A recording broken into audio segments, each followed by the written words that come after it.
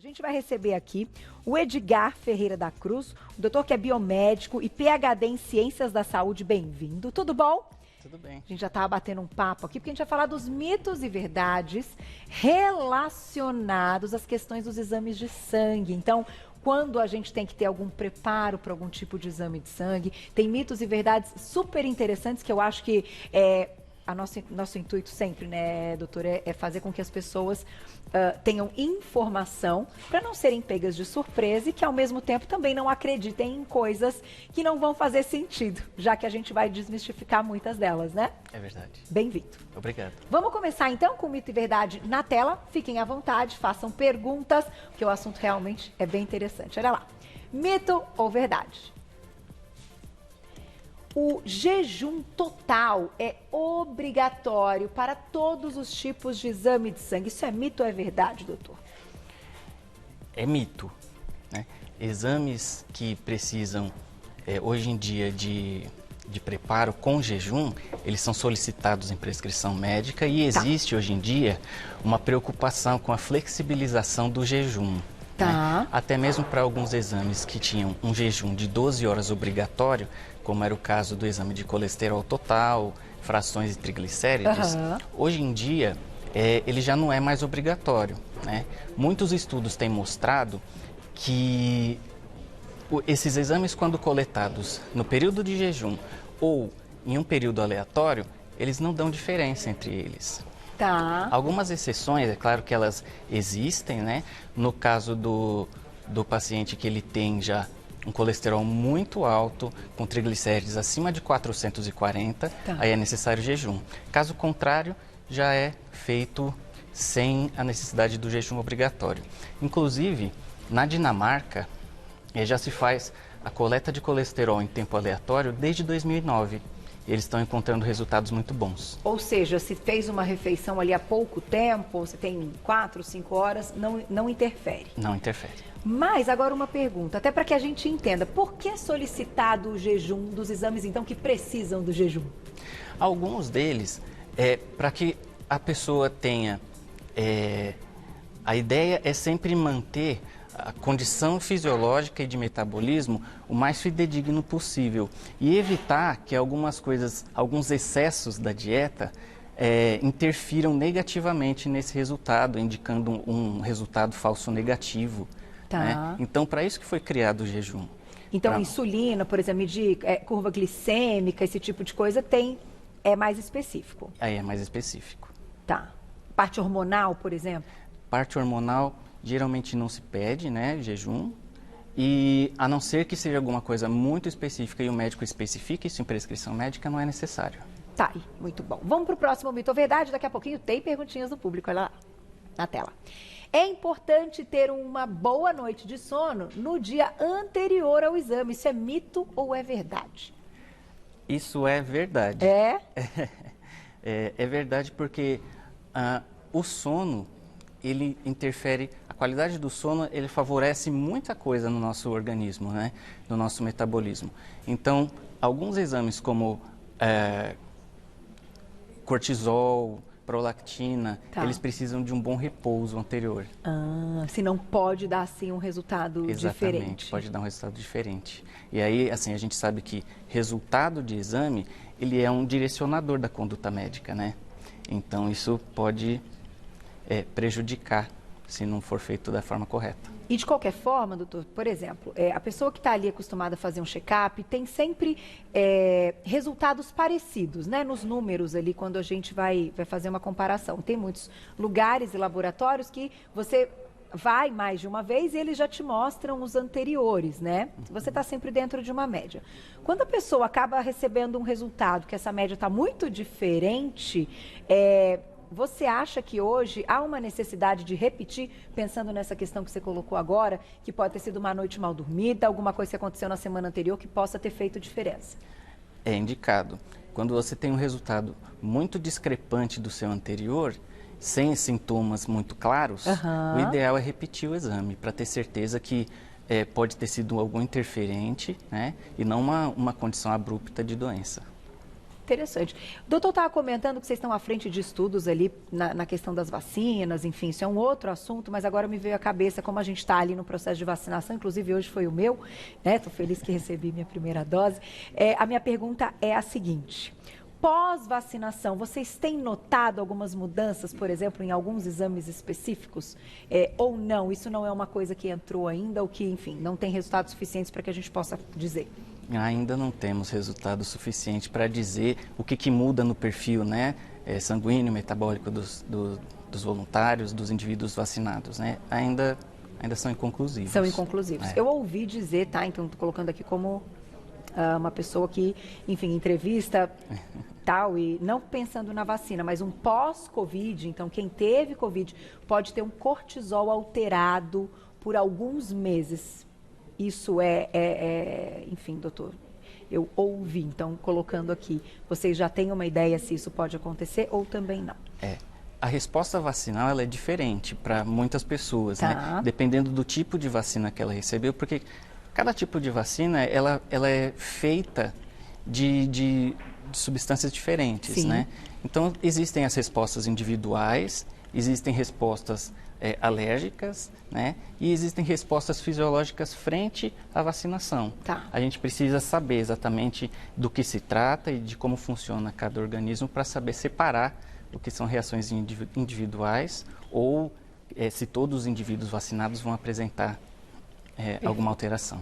E claro, né, com o passar do tempo a gente vai tendo cada vez mais respostas, né? Sim. Estão estudando bastante. Vamos lá, próxima perguntinha, mito ou verdade na tela. Fazer atividade física antes altera o resultado do exame, isso é mito ou verdade? Isso é verdade. Tem a atividade física, embora ela seja sempre benéfica, né? Uhum. Em momentos anteriores, assim, muito próximos de uma coleta de exame, ela pode alterar os níveis glicêmicos, né? Porque a gente gasta muita energia. Tá. E também pode liberar alguns substratos que são da atividade física, como tem um metabólito, né? Que é liberado pelo nosso músculo, a creatinofosfoquinase, que ele é liberado em grande quantidade no momento do exercício físico. Por exemplo, se você subir uma escada e colher esse exame, ele já dá alterado. Que coisa! Então, o ideal é colher e após o momento, né, que você fizer, enfim, pode ser feita uma atividade física, ou vocês recomendam que também o ideal é deixar para o dia seguinte? Se a atividade física não for exatamente no local da coleta, por exemplo, a pessoa fez uma coleta no braço direito, assim, se ela for fazer uma atividade de perna, não tem problema. Entendi. Se ela for fazer uma atividade cardiorrespiratória, uma esteira, uma bicicleta ergométrica, não tem problema. Mas evitar fazer o exercício, por exemplo, no braço que foi feita a coleta, para evitar a formação de hematomas. Perfeito. Tá aí. Tem mais. Mito ou verdade na tela? Não existe nenhum problema em fumar antes de fazer exames laboratoriais. Mito ou verdade?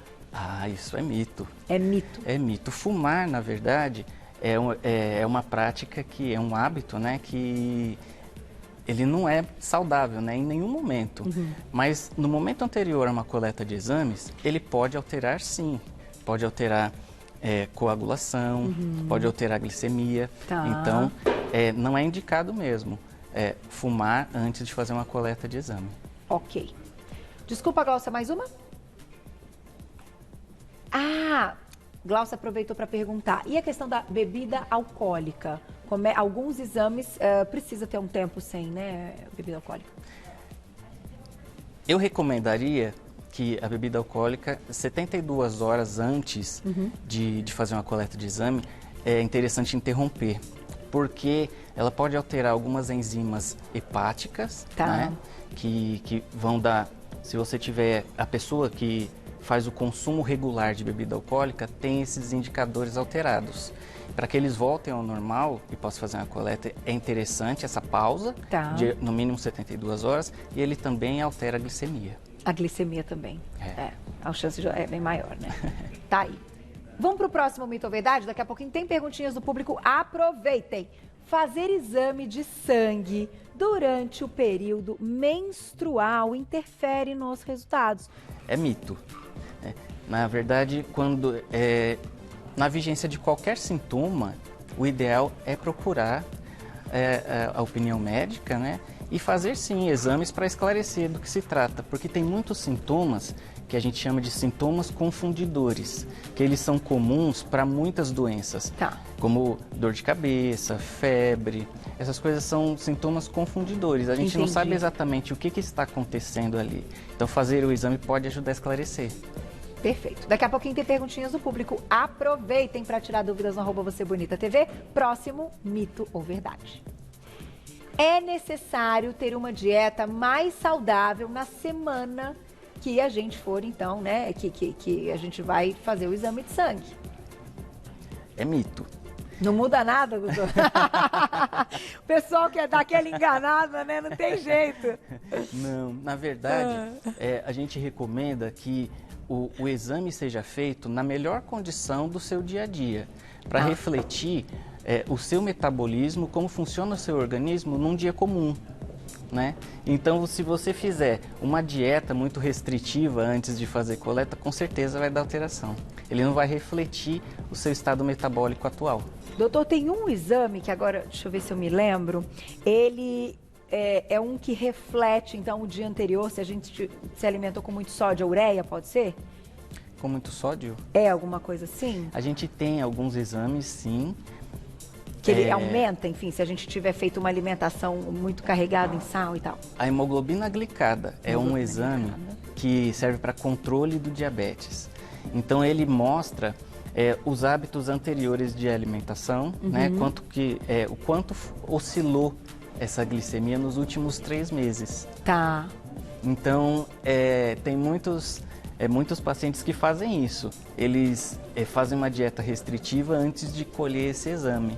Mas aí, antes de colher a glicemia, porque ele é um diabético que está em controle. Entendi. Né? Aí a glicemia dele dá normal, porque ele fez essa restrição, mas a hemoglobina glicada denuncia que nas últimas semanas, nos últimos meses, pode ter sido desregrada essa alimentação. Tá aí. Próxima perguntinha, mito ou verdade?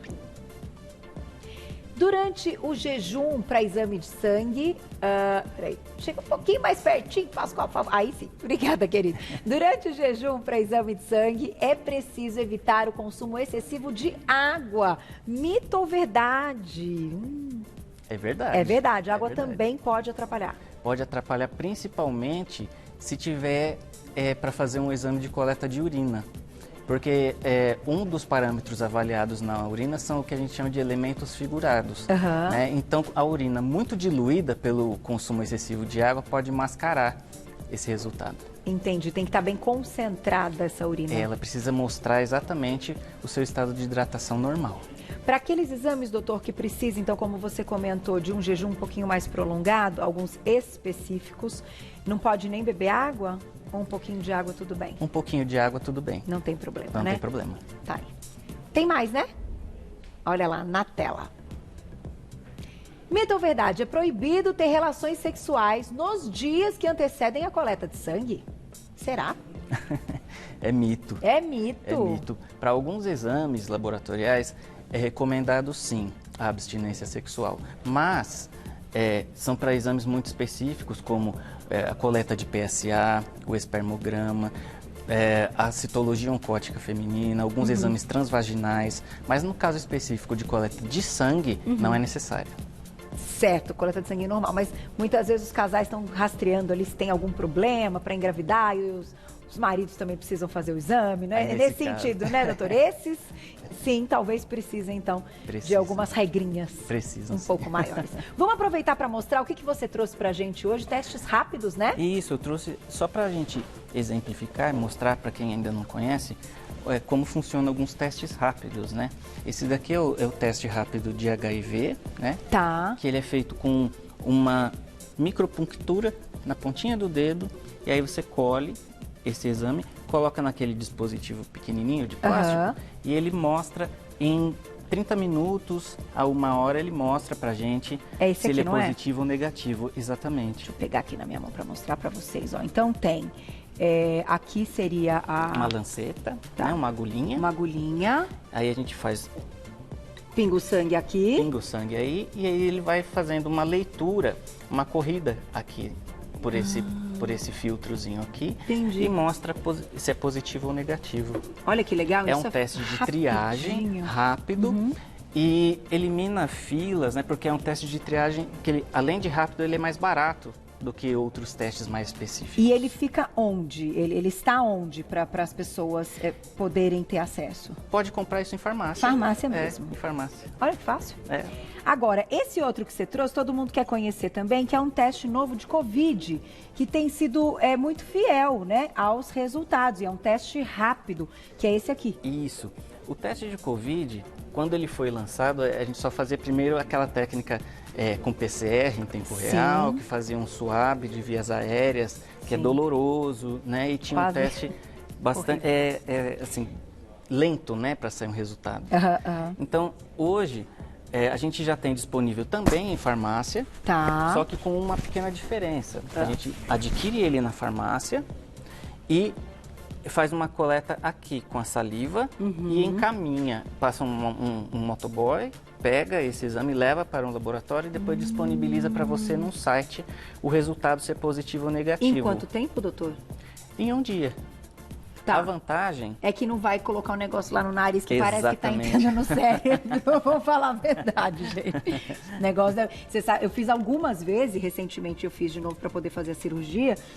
Nossa Senhora, dessa última vez eu vi estrela, eu vi, falei, nossa, então é uma alternativa realmente. E ele tem sido eficaz, essa é a minha pergunta. Tem sido eficaz. Porque, claro, a gente sabe que alguns testes rápidos é uma polêmica, né, gente? Não vamos falar mal de teste rápido, mas tem sempre uma questão que a pessoa faz o teste, ela fala, será que ela vai lá e faz o PCR? Então, como aqui a gente quer também que as pessoas tenham esse tipo de informação, isso pode ser sim um primeiro teste. Isso é um teste indicado, é um primeiro teste. Tá. E uma das coisas que ele veio para ajudar é que evita que essa pessoa que tem sintomas tenha que ir até um hospital, onde tem uma grande quantidade de pessoas infectadas. Entendi. Ela pode entrar com um sintoma confundidor e voltar com. Verdade. Agora, dando positivo neste teste rápido, ela não precisa fazer um PCR. Não precisa fazer um PCR e aí o recomendado é que ela siga as instruções do Ministério da Saúde. Tá. Ela fazer aquele isolamento doméstico. Perfeito. E caso tenha sintomas graves, aí procurar a assistência hospitalar. Tá. Então, gente, já temos esse teste. Ele tem nome, doutor? Ele tem vários nomes, na verdade, tem muitos nomes, mas é o teste rápido para Covid. Teste rápido para Covid que usa, então, a parte saliva mesmo. Isso. Né? E é só raspa ou a pessoa faz ali um... Raspa, cospe, só raspa, cospe também e manda. Tá aí, muito legal. Obrigada, viu? Sempre bacana quando a gente aprende mais, quando a gente entende, né? E faz, né, ter a oportunidade de fazer as perguntas de forma bem clara e objetiva, como você respondeu. Eu acho que isso facilita demais nossa vida. Né? Até para que a gente tome as decisões corretas aí ao longo do momento que as coisas vão aparecendo. Então, bom saber que a gente tem mais uma alternativa. Obrigada mais uma vez. Eu vou deixar um contato aqui para quem quiser saber mais, que é a Faculdade Finácia, é isso? Finácia, Eu vou deixar um telefone que é o 3053-4321, 3053-4321. Hoje conversamos com o doutor Edgar Ferreira da Cruz, que é biomédico e PhD em Ciências da Saúde. Doutor, tudo de bom e bom estudo, hein? Muito obrigado. Que já você volta para contar, então, dessa última pesquisa que você estava dizendo aí das vacinas. Tá joia. Tá bom? Esperaremos ansiosos. Até a próxima. Obrigada.